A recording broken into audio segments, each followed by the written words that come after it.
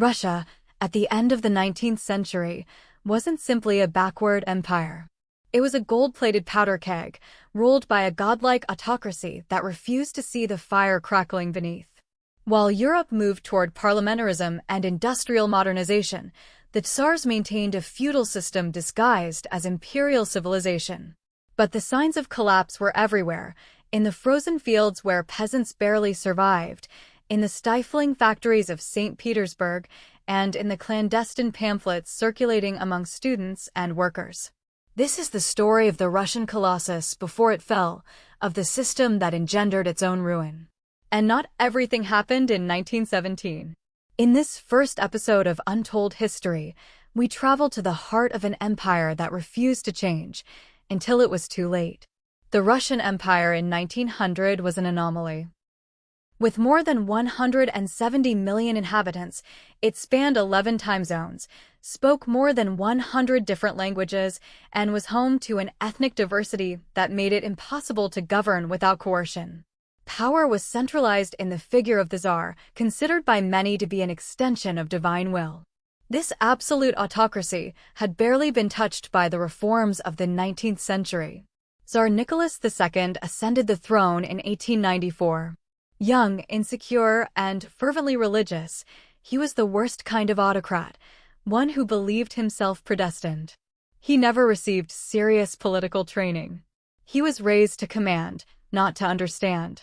He refused to convene a real parliament, and his court was completely out of touch with the reality of the country. In 1891, when a famine killed 400,000 peasants, the imperial court continued to hold banquets. The repression against those who tried to organize aid was brutal.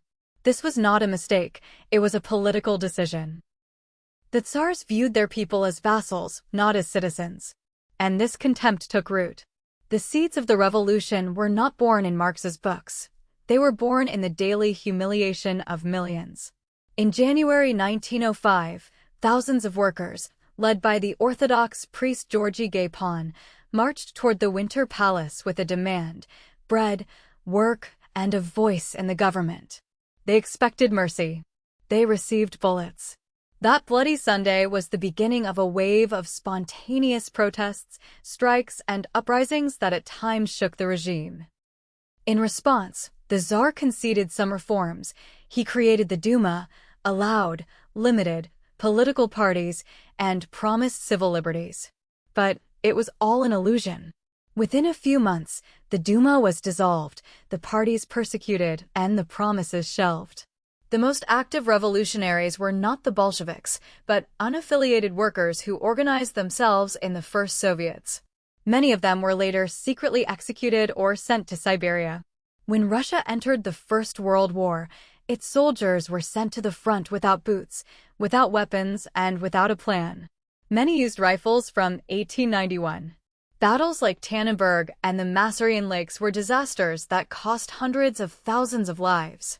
Meanwhile, in the rear, chaos was absolute. The railway network collapsed.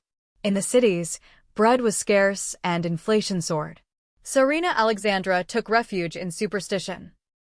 She entrusted the government to Grigory Rasputin, a Siberian mystic with a reputation as a miracle worker and depraved.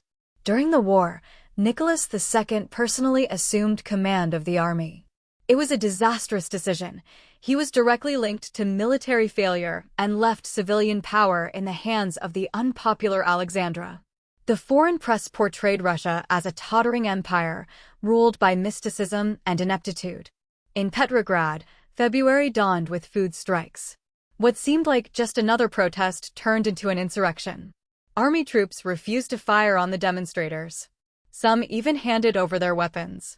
The Tsar, from the front, tried to order repression, but it was too late. The regime had collapsed.